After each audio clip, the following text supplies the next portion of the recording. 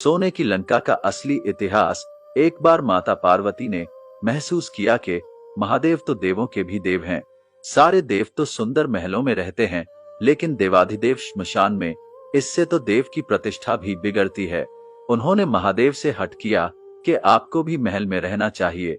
आपका महल तो इंद्र के महल से भी उत्तम और भव्य होना चाहिए। उन्होंने जिद पकड़ी कि अब ऐसा महल चाहिए जो तीनों लोक में कहीं न हो। महादेव ने समझाया कि हम तो ठहरे योगी, महल में तो चैन ही नहीं पड़ेगा। महल में रहने के बड़े नियम विधान होते हैं। मस्तमौला औघड़ों के लिए महल उचित नहीं है। परंतु देवी का वह तर्क अपनी जगह पर कायम था कि देव यदि महल में रहते हैं तो महादेव श्मशान में क्यों। और बर्फ की चट्टानों पर अंत में महादेव को झुकना पड़ा। उन्होंने विश्वकर्मा जी को बुलाया, उन्हें ऐसा महल बनाने को कहा जिसकी सुंदरता की बराबरी का महल त्रिभुवन में कहीं न हो, वह न तो धरती पर हो न ही जल में। विश्वकर्मा जी जगह की खोज करने लगे।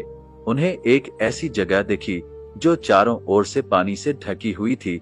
बीच में 3 सुंदर पहाड़ दिख रहे थे। उस पहाड़ पर तरह तरह के फूल और वनस्पति थे। ये लंका थी। विश्वकर्मा जी ने माता पार्वती को उसके बारे में बताया तो माता प्रसन्न हो गईं और एक विशाल नगर के ही निर्माण का आदेश दे दिया। विश्वकर्मा जी ने अपनी कला का परिचय देते वहां सोने की अद्भुत नगरी ही बना दी। माता ने गृह प्रवेश को मुहूर्त निकलवाया। विश्रवा ऋषि को आचार्य नियुक्त किया गया। सभी देवताओं और ऋषियों को निमंत्रण मिला। जिसने भी महल देखा वह उसकी प्रशंसा करते नहीं थका। गृह प्रवेश के बाद महादेव ने आचार्य से दक्षिणा मांगने को कहा। महादेव की माया से विश्रवा का मन उस नगरी पर ललचा गया था, इसलिए उन्होंने महादेव से दक्षिणा के रूप में लंका ही मांग लिया। महादेव ने विश्रवा को लंकापुरी दान कर दी। पार्वती जी को विश्रवा की इस धृष्टता पर बड़ा क्रोध आया। उन्होंने क्रोध में आकर शाप दे दिया कि तूने महादेव की सरलता का लाभ उठाकर मेरे प्रिय महल को हड़प लिया है। मेरे मन में क्रोध की अग्नि धधक रही है। महादेव का ही अंश एक दिन उस महल को जलाकर नष्ट कर देगा और उसके साथ ही तुम्हारे कुल का विनाश आरंभ हो जाएगा। कथा श्रुति के अनुसार विश्रवा से वह पुरी पुत्र कुबेर को मिली। कुबेर रावण का सौतेला भाई था। कुबेर धनपति था। कुबेर ने लंका पर राज कर उसका विस्तार किया था।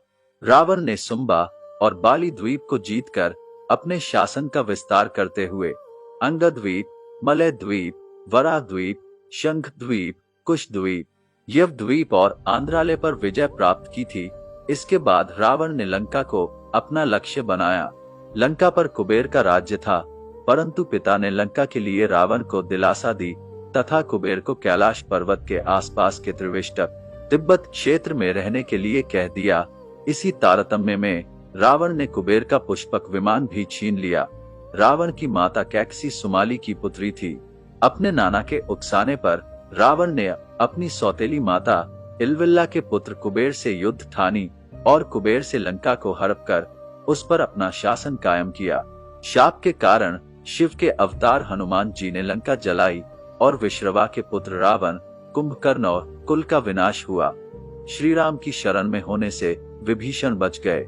आज के युग के अनुसार रावण का राज्य विस्तार इंडोनेशिया, मलेशिया, बर्मा, दक्षिण भारत के कुछ राज्य और संपूर्ण श्रीलंका पर रावण का राज था। श्रीलंका की श्री रामायण रिसर्च कमेटी के अनुसार रामायण काल से जुड़ी लंका वास्तव में श्रीलंका ही है। कमेटी के अनुसार श्रीलंका में रामायण काल से जुड़ी 50 जगहों पर रिसर्च की गई है और इसकी ऐतिहासिकता सिद्ध की है।